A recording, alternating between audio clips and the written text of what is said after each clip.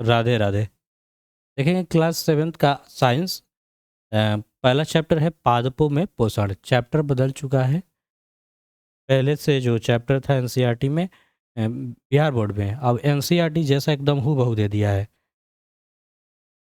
देखो पहला क्वेश्चन क्या है, क्वेश्चन मिलाओगे अपने बुक में, यही क्वेश्चन है कि जीवों की खाद की आवश्यकता क्यों होती है। जीवों की खाद की आवश्यकता क्यों होती है।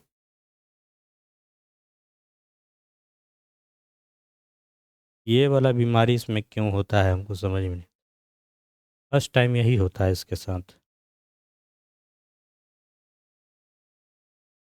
चलो सेकेंड क्वेश्चन।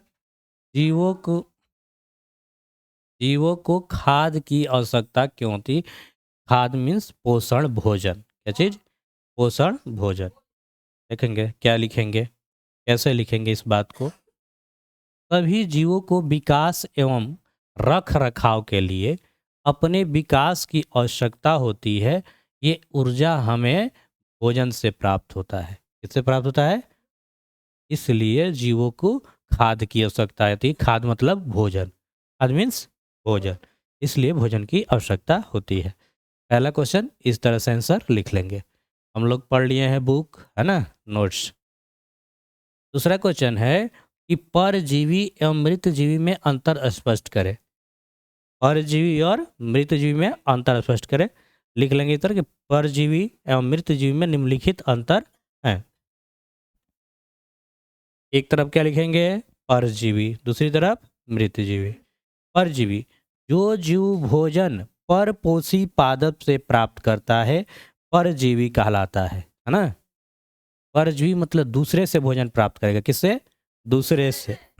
जैसे अमर बेल का पौधा है ना, अमर बेल का पौधा ये दूसरे पर निर्भर रहता है, उससे भोजन प्राप्त करता है। मृत जीवी, जो जीव अपना पोषण मृत एवं अपघटित जैव पदार्थों से प्राप्त करता है उसे क्या कहते हैं, मृत जीवी। जैसे कवक, कवक क्या है तो मृतोपजीवी, याद रहेगा। कवक क्या है, मृतोपजीवी। देखो ये है अमर बेल है, ये दोनों अमर बेल है, देखे होंगे पेड़ पौधा पर रहता है। हाँ एकदम पूरा पतला पतला होता है, एकदम हरी हरी, सुखवा देता है उसको। ये क्या करता है, ये भोजन उससे प्राप्त करता है, अपना भोजन नहीं बनाता है, उसी से प्राप्त कर रहता है, उसके देह पे रहता है। जैसे हम लोग के बाल में क्या होता है, जोंक। जोंक देखा है, जोंक। जोंक कर रहे हैं, हमरो दिमाग खराब हो गया है। अरे वो ढील जू है ना। हाँ ढील, ढील कह के तो जोंक तो वो क्या करता है, हम लोग के बाल में से, हम लोग के सिर में खून खाता है ना।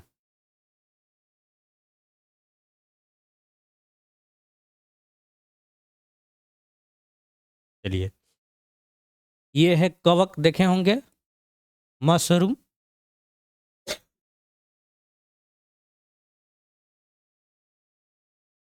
गोबर छत्ता भी इसे कहते हैं, क्या कहते हैं, गोबर छत्ता। या कुकुरमुत्ता भी इसे कहते हैं, क्या बोलते हैं, कुकुरमुत्ता। कवक क्या कहते हैं, कवक। हम्म।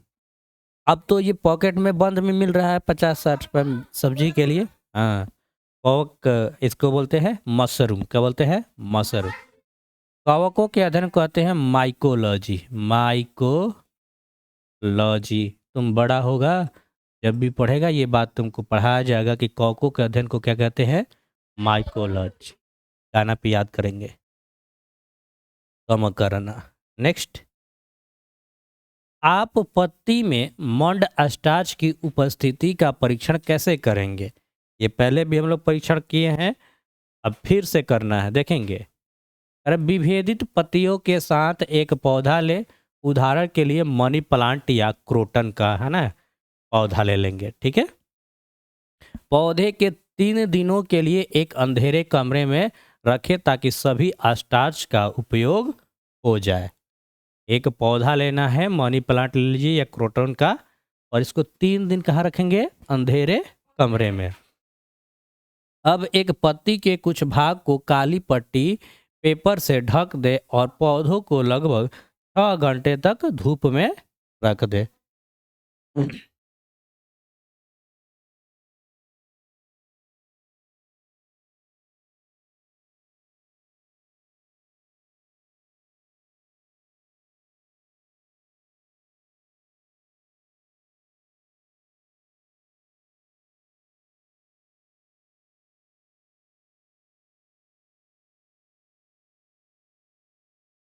चलो ध्यान देंगे। अब एक पत्ती को कुछ भाग को काली पट्टी पेपर से ढक दे और पौधे को लगभग 6 घंटा तक कहाँ रख दे? धूप में। देखो कैसे लिखना है।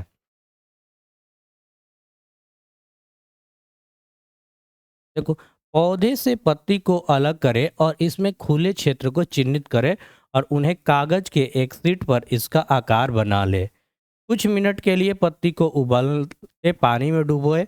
इसके बाद इसे अल्कोहल के बीकर में डुबा दें। उपरोक्त बीकर ध्यान से पानी के बर्तन में डालकर तब तक गर्म करें जब तक अल्कोहल ना उबले। अल्कोहल लिक्विड होता है ना। अल्कोहल से हल्का फुल्का शराब में भी डाला जाता है या अल्कोहल का उपयोग दवाई में भी किया जाता है ना। अल्कोहल लिक्विड जैसा होगा, पानी जैसा। अब पत्ती को आयोडीन के घोल में कुछ मिनट के लिए डुबोए। पत्ती को बाहर निकालें और आयोडीन के घोल को धोएं। आप देखेंगे कि पत्ती के विभिन्न क्षेत्रों में स्टार्च की उपस्थिति दिखाई देने लगती है। तो इस तरह से दर्शाएंगे, ठीक है। ये लिख लिए सारे क्वेश्चन। चौथा क्वेश्चन पढ़ोगे, बुक में देखो क्वेश्चन क्या है चौथा। हुआ है ना? तो क्वेश्चन मिलाओ सेम है ना, पढ़ लेते हैं उसके बाद ना लिखोगे।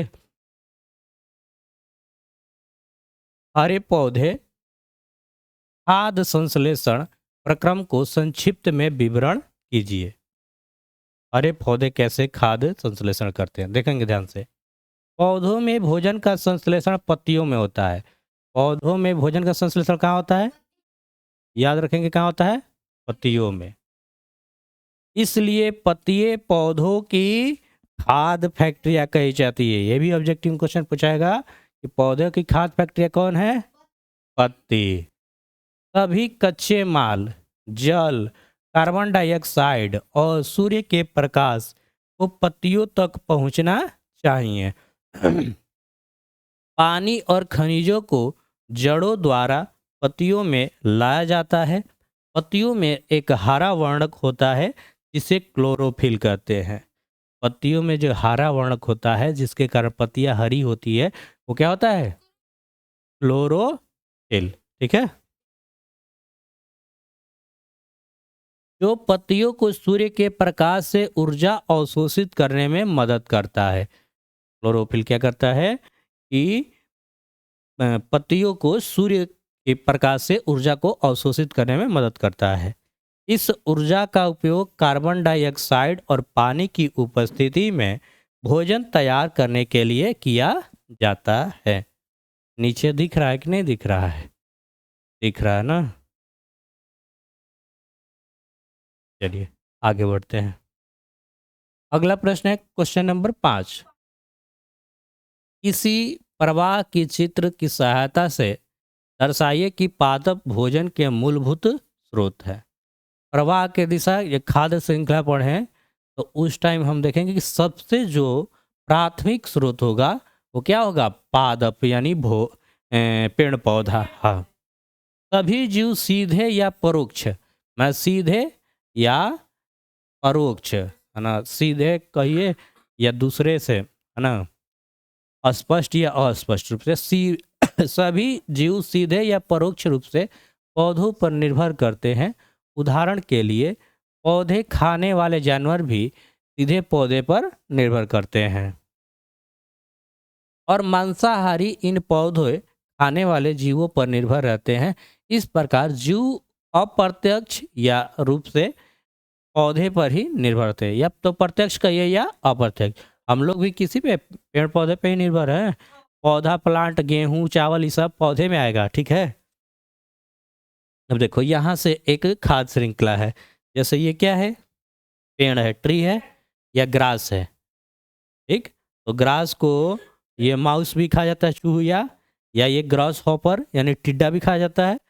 टिड्डा को फ्रॉग खा गया, फ्रॉग को ये ईगल खा गया, या माउस को ये ईगल खा गया है, या स्नेक खा गया। हाँ, सांप नहीं खाता है चूहा को। ट्री को देखो, मान लो टहनी को खाता है हिरण है।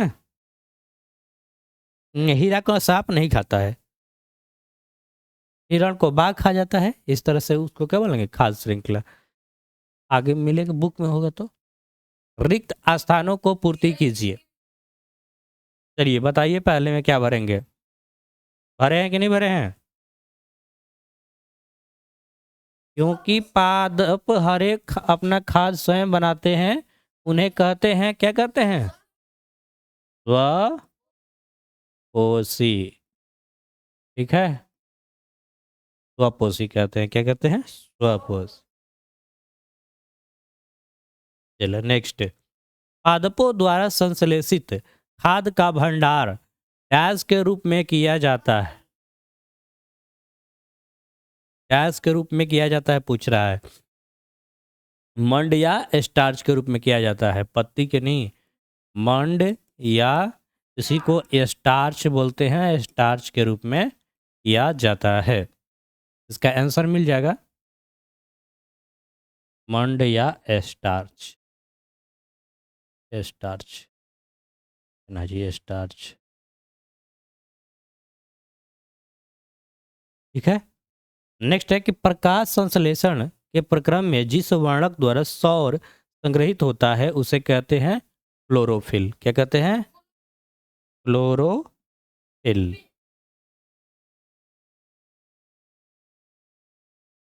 प्रकाश संश्लेषण में पादप वायुमंडल से गैस लेते हैं, तो प्रकाश संश्लेषण में पादप वायुमंडल से कार्बन डाइऑक्साइड लेते हैं। क्या लेते हैं? Carbon dioxide, CO2 carbon dioxide लेते हैं तथा ऑक्सीजन का निर्माण करते हैं। किसका?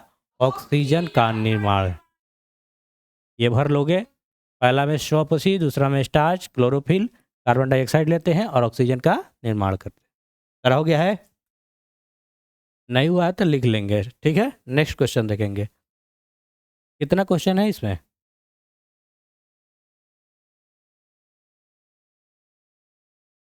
निम्न कथनों में संबंध परिभाषिक शब्दों में बताएं।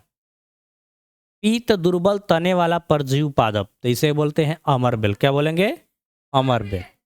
अरे एक पादप जिसमें स्वपोषण विषम पोषण दोनों हो प्राणी पाई जाती है, तो ये कहते हैं घटपर्णी या पीचर प्लांट। क्या बोलेंगे? Pitcher plant. हमारा गला आज खराब है, सर्दी बुखार हो गया। वे रंध्र जिनके द्वारा पत्तियों में गैसों का आदान प्रदान होता है उसे कहते हैं रंध्र, या इंग्लिश में एस्टोमेटा। क्या बोलते हैं? एस्टोमेटा।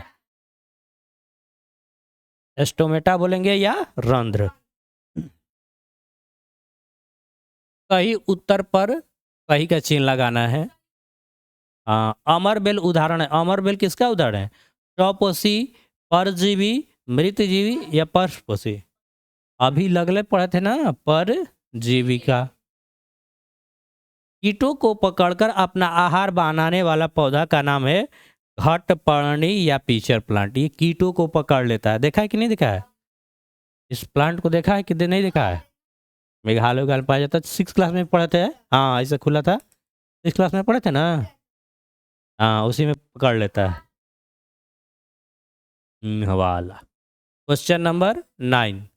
करेक्ट। कॉलम ए में दिए गए शब्दों को मिलान कॉलम बी के शब्दों से कीजिए। कॉलम ए में है क्लोरोफिल। क्लोरोफिल कहाँ होगा जी? पत्ती में, पत्ती में। पत्ती में। नाइट्रोजन, नाइट्रोजन मिलाएंगे घटपर्णी। अमरबेल क्या है? परजीवी। कीटभक्षी, अरे कीटभक्षी में घटपर्णी मिलाएंगे। ये वाला इधर हटाओ, ये सूट नहीं कर रहा है। यस, अब से मिला दिया जना। कीटभक्षी पौधा क्या होता है? तो घटपर्णी होता है, इसी में मिला दो। पहला अंग के 3 नंबर। ठीक है। अमरबेल परजीवी। ठीक है। क्लोरोफिल पत्ती। सबसे पहले तुम उसको मिलाओगे जो तुम्हें मालूम है, जो आसान हो। उसके बाद एक जो बचेगा वो हो ही जाएगा ना। टूट गई रानू मंडल, तो गई अपना खेलते खेलते। अब देखो, जंतु है तो जंतु जीवाणु लगा लेते हैं, और कुछ दिख नहीं रहा है। यही ना है जी।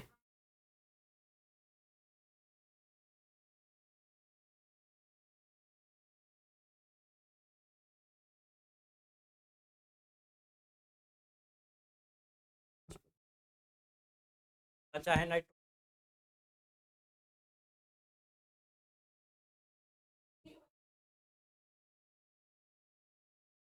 जंतु में लगाओ जीवाणु, देख लिया जाएगा आंसर, ठीक है। और नाइट्रोजन क्या बचा है, देखा जाए इसका क्या होता है, नाइट्रोजन वाला पे शक है। तो क्लोरोफिल पत्ती बिल्कुल सही है, नाइट्रोजन जीवाणु से, यही वाला गलत है, सुधार लोगे। अमरवेल परजीवी, जंतु परपोषी, जंतु क्या होता है, परपोषी कीटभक्षी, इसमें सुधार करोगे, क्या गलत है,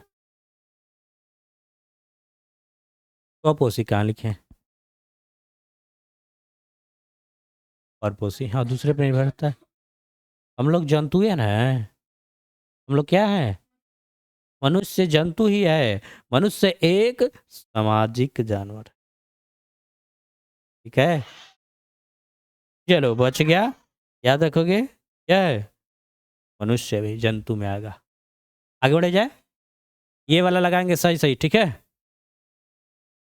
दे दिया तब मिलान करें, कोई कोई मिस्टेक हो गया, हो जाता है, कोई बड़ी बात। नेक्स्ट क्वेश्चन, निम्न कथनों में सत्य एवं असत्य कथनों का चयन कीजिए। प्रकाश संश्लेषण में कार्बन डाइऑक्साइड मुक्त होती है, नहीं। ये बताओ कि जब प्रकाश संश्लेषण होगा तो उसमें कार्बन डाइऑक्साइड निकलेगा, प्रकाश संश्लेषण मतलब पेड़ पौधा हमें ऑक्सीजन देता है, ना कि कार्बन डाइऑक्साइड, तो ये क्या हो जाएगा, असत्य यानी गलत है। ऐसा पादप जो अपना भोजन स्वयं संश्लेषित करता है मृत जीवी कहलाता है, नहीं, वो तो स्वपोषी कहलाता है, ये भी क्या है, गलत है। प्रकाश संश्लेषण का उत्पादक प्रोटीन नहीं है, सही है, सत्य है ये बात कि प्रकाश संश्लेषण में प्रोटीन उत्पादन थोड़ी होता है। प्रकाश संश्लेषण में सौर ऊर्जा रासायनिक ऊर्जा में रूपांतरण होता है, इसे याद रखोगे, ये क्या है, सत्य है। ये सारे क्वेश्चन लिख के सत्य सत्य लिख लेंगे, बहुत बढ़िया से कॉपी बना लेंगे, ठीक है। आगे बढ़ा जाए, अरे सही विकल्प चुनिए। पादप के किस भाग द्वारा प्रकाश संश्लेषण हेतु वायु से कार्बन डाइऑक्साइड ली जाती है, बताओ। ये कई बार पढ़े हैं हम लोग, नोट्स में पढ़े हैं, इसमें पेड़ पौधा जो भी होता है वो कहाँ से सांस लेता है, हाँ कहाँ से, वही क्वेश्चन है कि पादप के किस भाग द्वारा प्रकाश संश्लेषण हेतु वायु से कार्बन डाइऑक्साइड ली जाती है। तो पेड़ पौधा कार्बन डाइऑक्साइड ही ना लेता है, छोड़ता क्या है, ऑक्सीजन, ऑक्सीजन हम लोग लेते हैं। क्या लिखेंगे, रंध्र, इंग्लिश में एस्टोमेटा, एस्टोमेटा। सही विकल्प चुनिए। वायुमंडल मुख्यतः जिस भाग द्वारा पादप को कार्बन डाइऑक्साइड प्राप्त करते हैं वह है पत्तियां, क्या है, पत्तियां। तो इस तरह से thank you, like comment share subscribe जो भी कर रहे हैं कर दीजिएगा। नेक्स्ट जब वीडियो आएगी इसका तो पार्ट 2 आ जाएगा। ये मेहनत किया गया है इस पर, आपको नया क्वेश्चन बना के दिया जा रहा है, पहले वाला पीडीएफ नहीं है बाबू, है ना, इसको टाइप करवाया जा रहा है प्रॉपर। चलिए।